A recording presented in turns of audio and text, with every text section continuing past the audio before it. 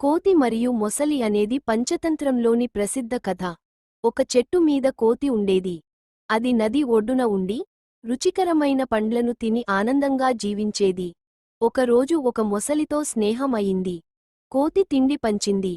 మొసలి తన భార్యకు ఈ విషయాన్ని చెప్పగా, ఆమెకి ఆ కోతి గుండె తినాలనిపించింది.